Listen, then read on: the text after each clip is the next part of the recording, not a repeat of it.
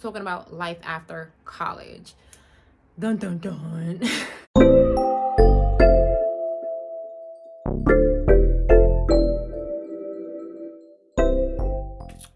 Hey you guys, it's Papa. What's good? It's your girl Small and the Black Queen, and I'm back here with another YouTube video. Okay. If you're new to my channel, sis was poppin'. If you're turning subscribers, sis was good.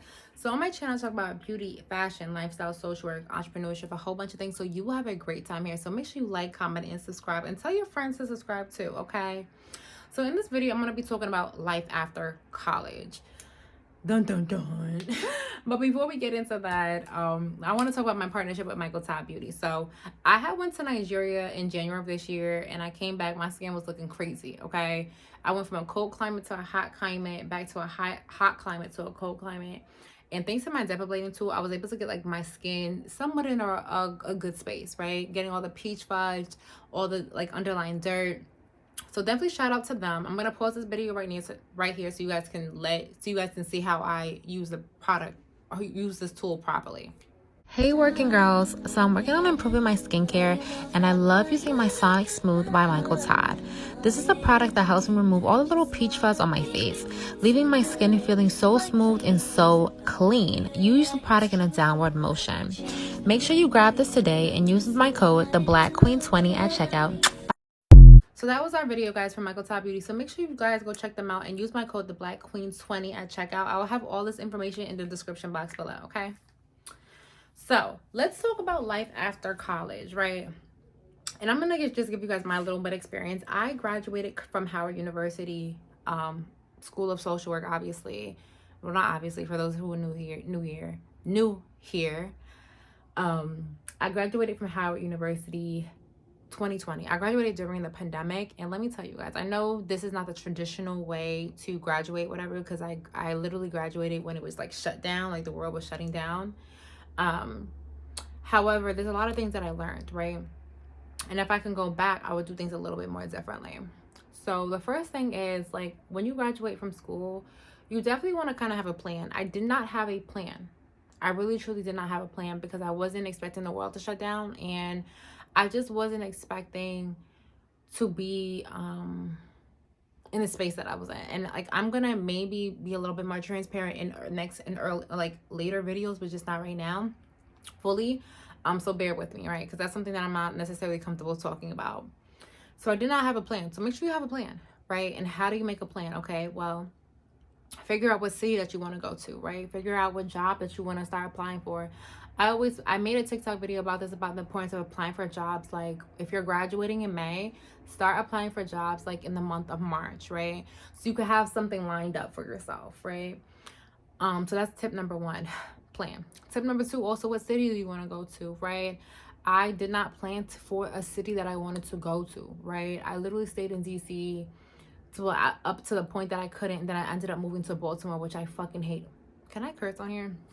I ended up moving to Baltimore, which I hated, and thank God I was able to move out in Baltimore. But I did not have a plan even what city. Like, I literally was like in a daze.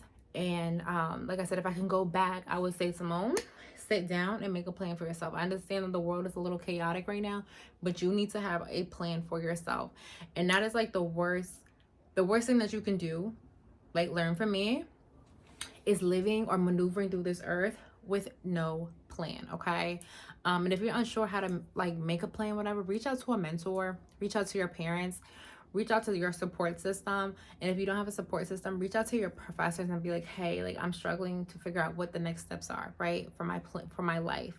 Because that's something that I had the support, but I never just vocally said it. I never vocally said, like, okay, I don't know what I'm doing, like, I need help, right? And also for those that are like graduating with some type of master's or where they need to go take a licensure, this is tip number two. Make sure you start studying like now, right? So today's like, this is March, right? Start studying now so that by May, June, you can take the exam for whatever licensure or whatever exam that you need. Whether you're getting a degree in finance and you want to be an accountant or something like that, or a social worker, you need to get your LMSW. Take those exams, like, make a plan for that as well. So not only you're making a plan for your life, one, but then you're also making a plan for the city that you're living in, and also when you're going to take those licensure exams, right? The next thing I will also say, recommend, this is tip number four, is to also calculate the cost of how much like life expenses are right now, right? When I graduated from Howard University, I did not really understand how much money I needed to make in order to kind of live on my own for a little bit, right? Because I'm coming from my father's house to being a college student to having to live on my own. So that was it was a big transition for me. So understanding like a lease, how like a lease works, right? So I had to call my dad for that. Having to call my, what explaining to me, okay, dad, like how to write a money order. Like these are little things that you really need to do. And honestly, I think I might start doing like these little type of videos from like a bigger sister perspective to a younger sister perspective, because I had to call my parents for this, right? And I thought this was something like automatic that I should have knew, but I didn't. And I had to call my mother and father, my grandmother, my aunt, or ask friends and be like, hey, how do I navigate this? So that's tip number 3, really understanding like life, like expenses and how much everything is supposed to cost, right? How to reading your lease, right? How to look for an apartment, right? How to get a car. And I had to and at the time when I purchased my car, I was still living in DC and my parents was up in New York, right? And so I had to really learn how to navigate that. And at the time I had a boyfriend that I was dating who helped me get that car or whatever. And he didn't put the down payment, but he was there, right? And something that I would highly recommend when you are getting a car to always have some man present, because they will try to finesse you as a woman thinking that you don't know what you're doing, right? I even low-key feel like with the car that I have now, I got finessed, but that is a story for another day. So guys, let me know if you guys are interested in like these types of videos where I'm teaching you guys how to do this and teaching you guys how to do that, and learn so you guys can learn from the mistakes that I made, because Heavenly Father, I made so many. I made so many mistakes. So this was like a really mini video, guys. I really hope like these like little tips help. Like this was just off the dome because somebody asked me on TikTok and I was just like, okay, well, let me just make a little mini video, not really think too serious in it, just be honest and be transparent of the things that I wish I would have done when I graduated. Okay. I guess also another thing that I wish that I knew when I graduated was just also the importance of how serious life can get. I did not, at the time I was 25. What I mean to tell you, I've lived a very, very good life at 25. I'm not talking about 25, between 25 and 28 right now. I've experienced a lot of trauma. I'm not even gonna hold you.